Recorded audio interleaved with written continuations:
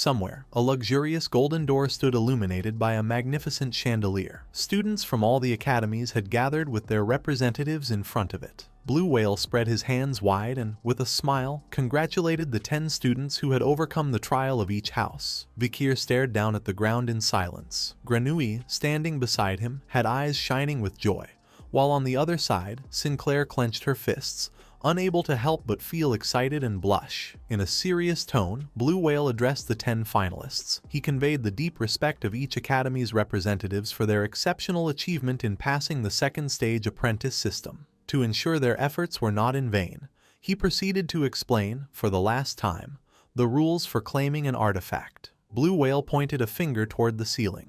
He explained that the door to this vault, where countless artifacts lay dormant, opened only one day a year, today, and for only 5 hours. Blue Whale looked intently at the students and revealed that once the 5-hour time limit passed, the door would close. He warned that it could never, absolutely never, be opened again until next year's competition. Hearing this, the eyes of the Baskerville triplets began to shine with surprise. Blue Whale also commented that this was an absolute rule. He warned them to keep in mind that if they hadn't come out by the time was up, they couldn't be saved, no matter how much anyone wanted to. Blue Whale bowed his head with a sincere expression.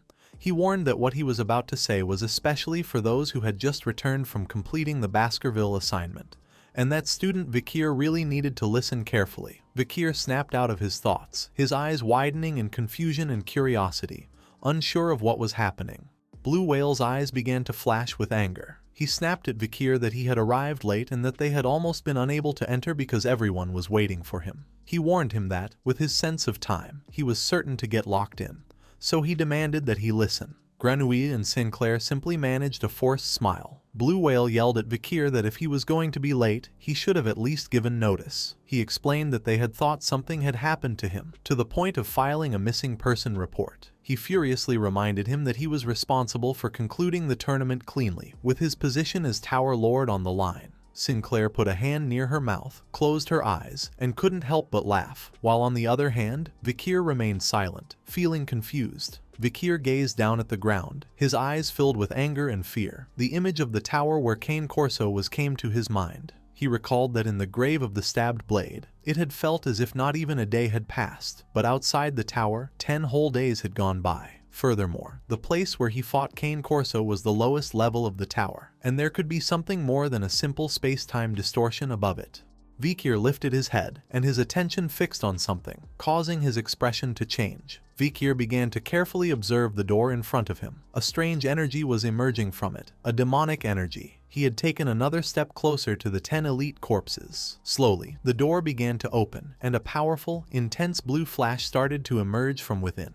There were still 5 minutes and 30 seconds before the door would close again. Blue Whale and the other professors sat near the door in silence. The chief of Varangian, Vasilios, watched intently, his eyes widening in surprise. The headmaster of Themisira, Hippolyta, rested her chin on her hand and, with a curious expression, wondered what artifacts the students would bring this year. Feeling a great sense of curiosity, Blue Whale turned to her and, in a calm tone, reminded her that, as the headmasters well knew, it wasn't a matter of the students choosing the artifact. On the contrary, it was the artifact that had to choose the student to be brought beyond the door. Vinci Morgue simply stared at them in silence. With a gentle smile, Blue Whale explained that regardless of the artifact they brought back, the student had already been recognized as worthy. Therefore, he hoped they would receive them with a warm and congratulatory heart. Vasilios turned to him and remained silent, while on the other hand, Hippolyte closed her eyes and nodded with a smile, thinking that he was right. Closing his eyes, Vinci Morgue recalled Blue Whale's words from when Madame had appeared.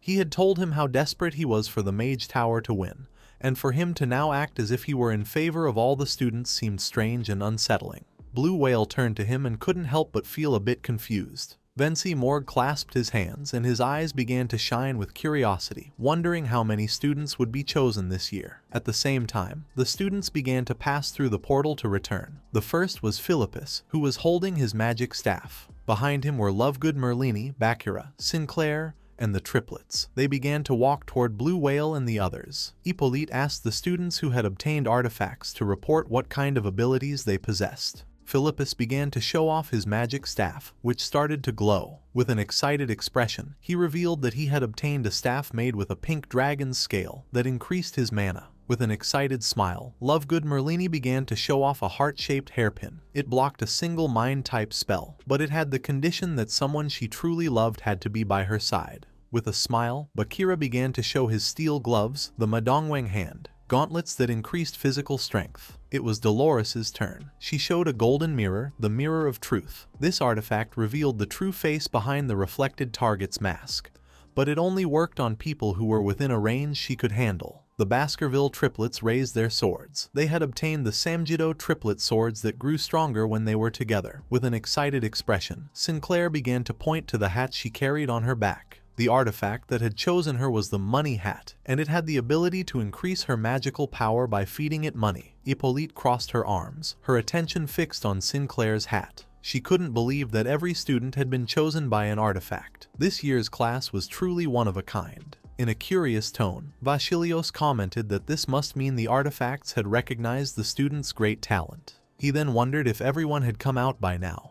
Blue Whale gazed at the ground and revealed that there were 20 seconds left. Hearing this, Hippolyte's eyes widened in confusion and surprise. She didn't know what was happening. With a calm expression, Vasilios turned to Blue Whale and asked him why he was sweating so much. Blue Whale put a hand on his head and began to count down the remaining seconds before the door closed. With a serious gaze, Vinci Morgue, who had his hands clasped, revealed that there was one student who had not yet come out. His eyes widened with anger and disappointment. He clarified that a student from his academy, named Vikir, had not yet emerged. Blue Whale put a hand to his face, and as his body trembled, he panicked. He shouted that there were only 20 seconds left and that, even if students weren't chosen by an artifact, there had never been one who failed to exit the treasure room within the time limit. The portal began to glow intensely, and the professors revealed that if Vikir wanted to live, he had to come out right now. Sinclair's attention fixed on the portal. With a confused gaze, she couldn't help but wonder where Vikir was. Hearing this, Dolores turned around, her eyes shining with worry. Less and less time remained before the treasure room would close. The triplets turned around and panicked when they saw that Vikir still hadn't come out.